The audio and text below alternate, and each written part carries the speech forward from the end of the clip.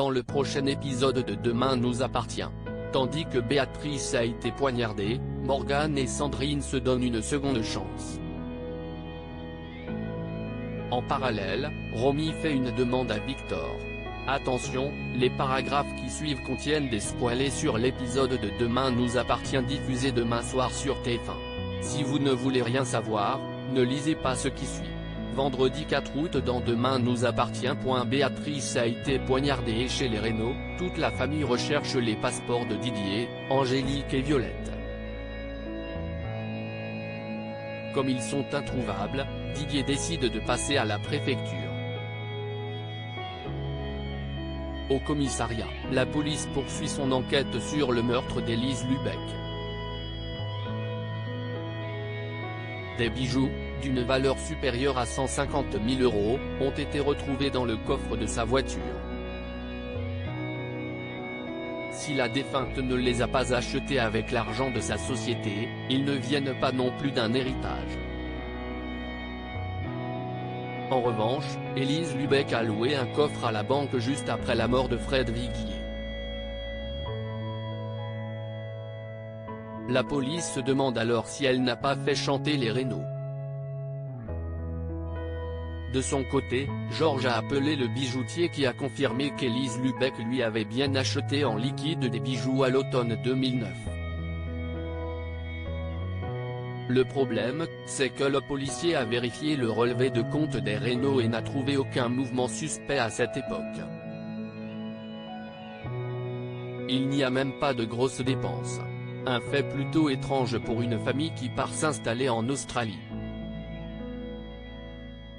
Dans la mesure où Didier était entrepreneur à cette période, Karim et Georges envisagent qu'il ait eu recours à des pots de vin ou qu'il ait travaillé au noir.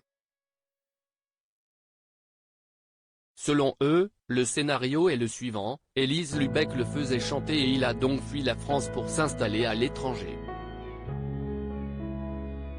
Sauf que des années plus tard, il décide de revenir passer l'été à Sète et qu'en l'apprenant Élise Lubeck a voulu le faire chanter à nouveau. Didier Reynaud ayant refusé, Élise lui a mis la pression, allant jusqu'à tuer Emma et blesser Violette. Dans la panique, Didier l'a ensuite tué. Malheureusement, Georges et Karim n'ont rien pour le prouver. En effet, le téléphone de Didier a été géolocalisé au centre commercial au moment du meurtre. Malgré tout, Karim est certain qu'ils finiront par trouver quelque chose. Non loin de là, Violette, Angélique, Sarah et Roxane décident de passer l'après-midi à la plage. De son côté, Béatrice préfère rester à la villa pour garder Enora. Cependant, Sarah a bien remarqué que sa mère avait la tête ailleurs mais surtout que ses rapports avec Didier étaient tendus. Comme cette maison lui fait remonter des souvenirs douloureux, Sarah lui propose de s'installer chez elle mais Béatrice n'a aucune envie de laisser sa fille seule avec sa belle famille. En parallèle, Damien est préoccupé par l'affaire en cours et se confie à sa femme. Il faut dire que plus ils avancent dans l'enquête, plus ils découvrent des trucs glauques. Il lui explique alors que la police soupçonne Didier Reynaud et que s'agissant de l'oncle de Sarah, cela complique un peu les choses. Pour lui changer les idées, Audrey propose de réfléchir à un endroit où ils pourraient aller tous les 6 pour faire une jolie photo de famille. De quoi lui redonner le sourire. Pour sa part, Angélique voudrait s'arrêter à la Paillote pour boire un verre mais Roxane hésite car Béatrice s'est occupée d'Enora tout l'après-midi. Lorsque Sarah l'appelle pour qu'elle les rejoigne, Béatrice ne répond pas. Tandis qu'Angélique imagine que sa belle-sœur a mis son téléphone sur silencieux pour ne pas déranger le bébé, Roxane rétorque qu'elle sait que sa belle-mère le met toujours en vibreur au cas où elles auraient besoin de l'appeler. Inquiète, Sarah tente de la joindre une nouvelle fois mais sans succès. Sans attendre, Sarah et Roxane se précipitent au domaine des Reynaud où elles retrouvent Enora seule dans le couffin posé sur la table du jardin. Béatrice étant introuvable, Sarah pénètre dans la maison en appelant sa mère. Didier, qui est dans la cuisine, somme alors immédiatement sa nièce de le rejoindre. En arrivant sur place, Sarah découvre le corps inerte de Béatrice. Visiblement, cette dernière vient d'être poignardée à l'abdomen. À ses côtés, Didier a la main maculée de sang. Morgane et Sandrine se donnent une seconde chance. C'est l'heure du départ pour Morgane et Sandrine. En effet, c'est aujourd'hui qu'elles repartent pour la Guadeloupe. Tandis que Morgane boucle sa valise, Gabrielle cherche à savoir si elle envisage vraiment de se remettre avec Sandrine. Une question à laquelle elle n'a pas de réponse. Pour le moment, elle souhaite seulement rentrer chez elle, se remettre au travail et surtout prendre un peu de recul. Toutefois, Gabriel est inquiet pour sa mère.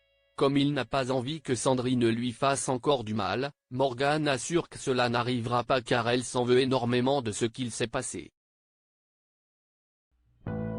Pendant ce temps, Sandrine dépose ses valises chez Chloé. L'occasion de se confier sur son envie de donner une seconde chance à son histoire avec Morgane. Par la suite, Sandrine rejoint Victoire au Spoon. Au cours de la discussion, Sandrine explique combien la vie peut être parfois ironique. En effet, il lui aura fallu vivre une passion pour se rendre compte que Morgane était le grand amour de sa vie. Peu après, le moment est venu pour Sandrine et Victoire de se dire au revoir. Émues, elles se prennent dans les bras tout en se disant combien elles s'aiment. Plus tard, Morgane et Sandrine sont au pied de l'immeuble de Gabriel qui doit les accompagner à l'aéroport. Elles en profitent alors pour avoir une discussion à cœur ouvert puis décident de tourner cette page compliquée de leur vie.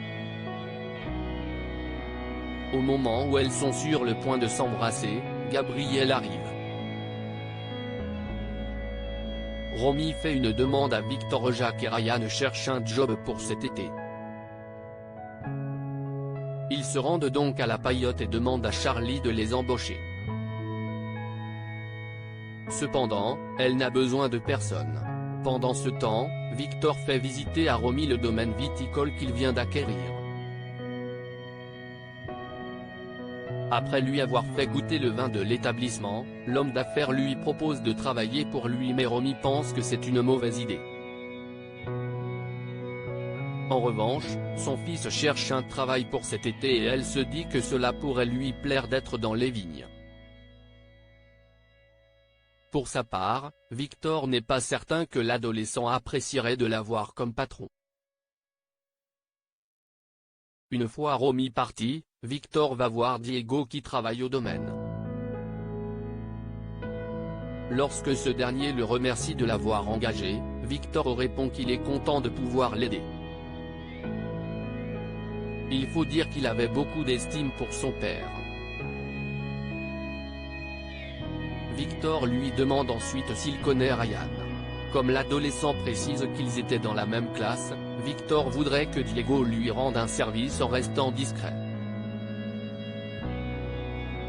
Diego donne donc rendez-vous à Ryan au Spoon puis lui parle de son travail au domaine viticole. Des propos qui semblent particulièrement intéresser Ryan.